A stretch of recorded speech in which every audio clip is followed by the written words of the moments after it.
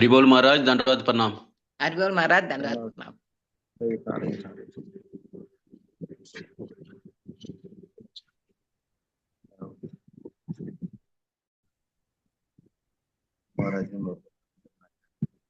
ஸ்ரீரங்கத்துல இருந்து ராமேஸ்வரம் போயிட்டு திருவட்டார் போறாங்க. நம்முடைய பஞ்சதத்துவ மந்திரத்துல பக்தனுடைய பாங்கு என்ன அப்படிங்கிறத மகாபிரபு காட்டுறாங்க. ஒரு பக்தனுடைய நிலை காரணமா இருக்கு. அவர் ஆரம்பத்துல ரொம்ப குறும்புகள் சேட்டைகள் பண்ணி பாடசாலையில அப்படி விளையாட்டுத்தனமா இருந்தா கூட ஒரு கட்டத்துல அவங்க ரொம்ப கம்பீரமா மாறிடுறாங்க. ஒரு ஆசிரியர் எப்படி இருக்குங்கிறத காட்டுறாங்க. பொதுவா பகவானுடைய வருகை அதுல எப்படி இருக்குன்னா, யுகந்தோறும் நான் வர்றேன் அப்படின்னு பகவான் சொல்றது இந்த இறைவனுடைய நாமத்தை பரப்பணும் அப்படிங்கிறதுக்காக அவர் வந்தார். இறைவனே அப்படி வந்திருக்கிறாருங்கிறதோட ஒரு பக்தன் அதை எப்படி சாதிக்கிறாங்கிறத காட்டுறாரு. அதாவது கத்துக் கொடுக்கிறவங்கள வாத்தியார்னு சொல்றோம். வாத்தியாரா இருந்து கத்துக் கொடுக்கறது அது வேற, அவ்வளவு யோக்கியதை இருக்காது. சைத்தன்ய மகாபிரபு கத்துக் கொடுக்கணுங்கிறதுக்காகவே நடந்து காட்டுறாரு. அதைத்தான் நாம வடமொழியில ஆச்சார் பிரச்சார் அப்படின்னு சொல்றோம். இப்படி ஒரு சின்ன கருத்து அதுல இருக்கான். கத்துக் கொடுக்கறதுக்காகவே வந்தார். அதை பார்த்து எல்லாம் கத்துக்கிற மாதிரி இருந்தது. அடுத்து அதுக்கப்புறம் அவர் அந்த ஒரு ரொம்ப ஒரு கம்பீரமா வித்தியாசமா, அதாவது இதுவரைக்கும் இருந்ததோட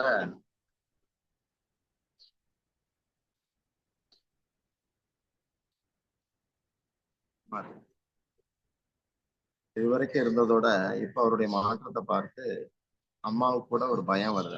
அவரோட அம்மாவுக்கு.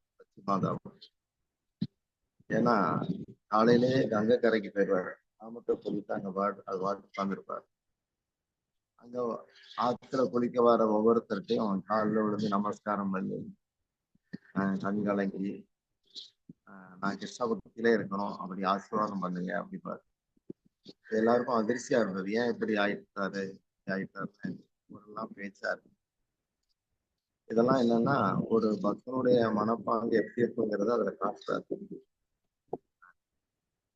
காட்டுறதுக்காக அவரு நடந்துக்கல, அப்படி இருந்தார். அது மாதிரி நிறைய பேர் பக்தி பண்றது என்கிட்ட இந்த சர்டிபிகேட் காட்டத்தான் பக்தி பண்ணுவாங்க. ஆனா சர்டிபிகேட்டுக்குள்ள யோக்கியதா இருக்காங்கிற மாதிரி வாழ மாட்டாங்க. ஆனா மகாபிரபு அப்படி இருக்காம வாழ்ந்தீங்கன்னா அதுதான் சர்டிபிகேட்டே அப்படின்னு காட்டுறாரு. அதாவது நடக்கிறதுதான் பக்தி, நடிக்கிறது கிடையாது மாதிரி பார்த்துட்டார். ஒவ்வொருத்தருடைய பாதங்களை அலம்புறது, அந்த பாத தூசிகளை தலையில போடுறது, புரள்றது, என்ன வேணும். மூத்த வயசு வரும்போது அப்படி கேட்பாங்க, என்னப்பா வேணும், ஏன் இப்படி இருக்கிறேன்னு கேட்டாங்க. எனக்கு கிருஷ்ணரோட சேர்த்து வைங்க, பிரிஞ்சு தவிக்கிறேன் அப்படின்னு. கிருஷ்ணரை வச்சே அவருடைய அந்த செயல்பாடுகள்லாம் அப்படி இருந்தது. இடையில கம்பீரமா இருந்தார். அதுக்கப்புறம் ரொம்ப தைரியம்னு சொல்லுவாங்க, அதாவது ரொம்ப பணிவாயிட்டார். இருக்கும்போது ஊரெல்லாம் அந்த பேச்சு வரவும் அம்மா பல வைத்தியர்கள்லாம் பார்த்தா. சாப்பிடும்போது ஏதாவது மருந்துகளை கொடுத்து இது ஒரு மூலக்கோளாறு அப்படின்னு எல்லாரும் சொல்லியிருந்தாங்க. ஒவ்வொருத்தரும் ஒவ்வொரு கருத்து சொன்னாங்க. மூத்த பையனும் அவன் பாட்டுக்கு போயிட்டான், ரெண்டாவது பையனும் அப்படி இருக்கிறான்னு சொல்லி அந்த அம்மா வைத்தியர்கள்ட்ட இருந்து நிறைய மருந்துகளை இதுகளெல்லாம் கொடுத்து இது பண்ணி பார்த்தா. அதுல ஒன்றும் எடுபடலை. இப்போ அவருடைய மாதாவுடைய வீட்டுக்காரர் இல்லை, இறந்துட்டாங்க. ஜெகநாதருடைய கிளாஸ்மேட், கூட படிச்சவர் நீலாம்பர சக்கரவர்த்தி, அவர் பொண்ணுதான் திருமணம் செய்திருக்கிறார் சைதன்யர். அந்த சமயத்துல ஸ்ரீவாசும் மூத்தவரா இருந்தார். இந்த ஸ்ரீவாஸ்ட சசி தேவி சொன்னார், பையனுக்கு ஒரு மாதிரி ஆயிட்டான், ஏதாவது பண்ணுங்க அப்படிங்கும்போது ஸ்ரீனிவாஸ் வந்து குடும்ப நண்பராகவும் இருக்கு.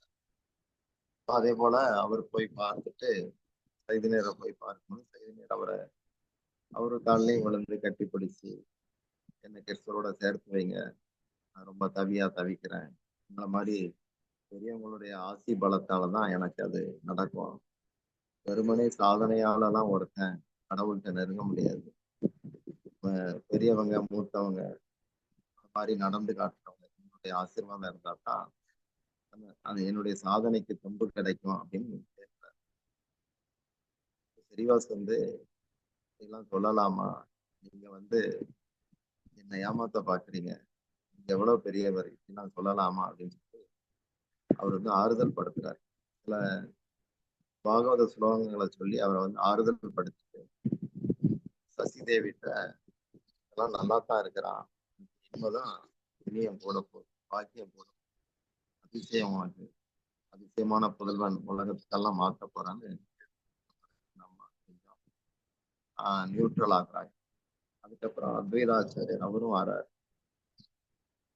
அவர்கிட்டையும் இந்த விஷயங்கள்லாம் போகும்போது அவர் வந்து சொன்னார், அதாவது உலகத்துடைய போக்கு ரொம்ப மோசமா போயிடுச்சு, எல்லாமே கள்ளங்கபடம் நடிப்பு தான் இருக்கு.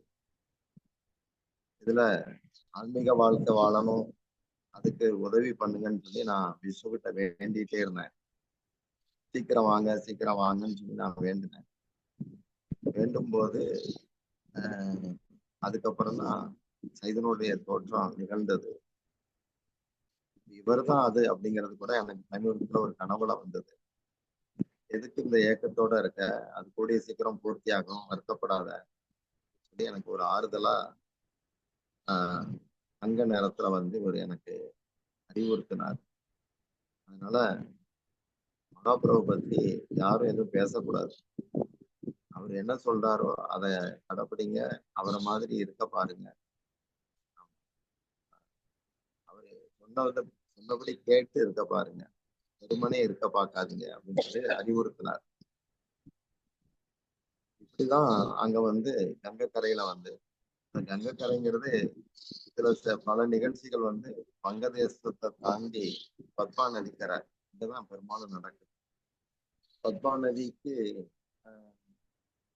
அதாவது கங்கை தான் அங்க வரைக்கும் வருது, பிரம்மபுத்திராங்கிற பேரோட வரும். இந்த இடத்துக்கு வரும்போது சைதன்ய லீலைகள் நடக்கிற இடத்துக்கு வரும்போது அங்க யமுனாங்கிற பேரு அந்த நதிக்கு வருது. அங்கதான் பெரும்பாலும் இந்த லீலைகள்லாம் நடத்துறார். அதுக்கப்புறம் தென்னகம் நோக்கி அப்படி வரார். அந்த மாதிரி வரலாற்றுல சொல்றாங்க.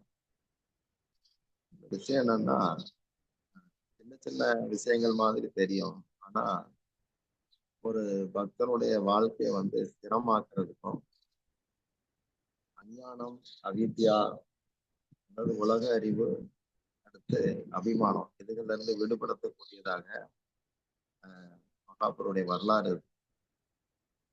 அதனாலதான் நம்முடைய பிரபுபாதா பக்தி சித்தாந்த சரஸ்வதி கோஸ்வாமி தாக்கூர் அடுத்து அவரால் நியமிக்கப்பட்ட ஆச்சாரிகள் எல்லாருமே வந்து அந்த மகாபுருடைய வார்த்தைகள் வந்து விலகாம அதை அப்படியே கடைப்பிடிச்சு வாழ்ந்து காட்டியிருக்காங்க.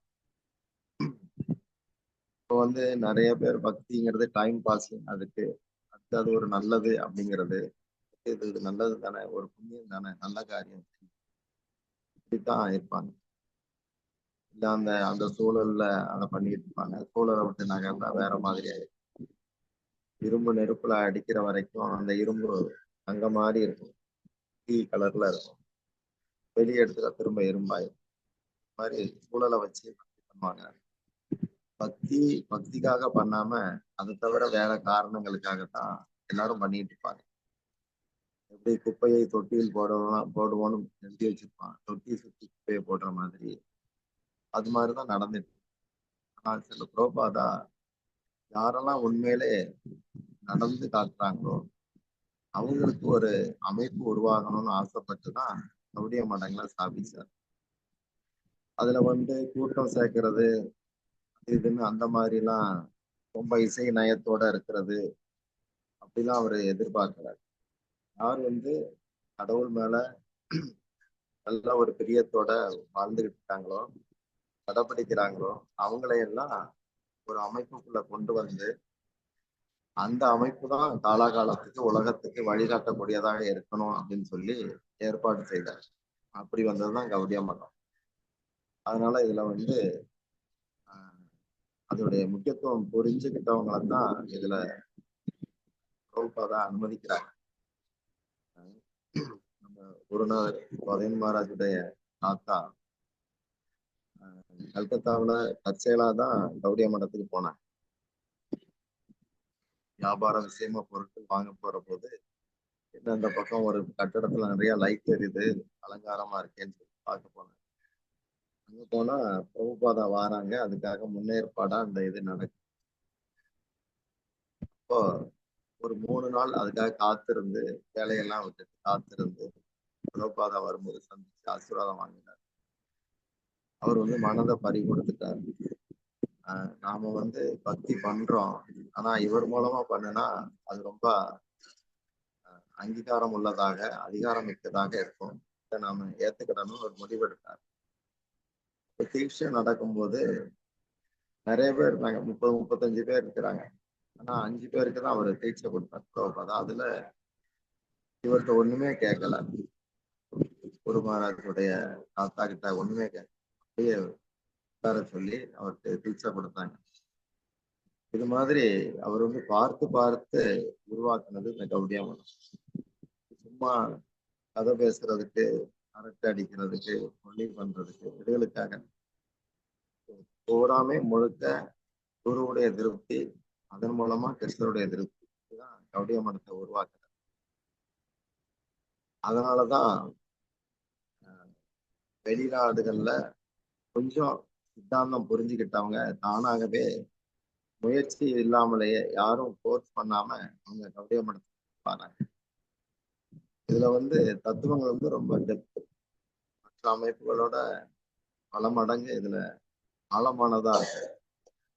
பார்க்கறதுக்கு ஒரு சாதாரண விஷயமா இருக்கும், ஆனா கருத்து தெரிந்ததாக இருக்கும். இதுதான் இந்த அமைப்பு உருவாச்சது. இதுல நாம ஏதோ ஒரு விதத்துல உள்ள வந்திருக்கிறோம். இது வந்து நமக்கு வாசன பலத்துல சித்திக்கல, முயற்சி பலத்துல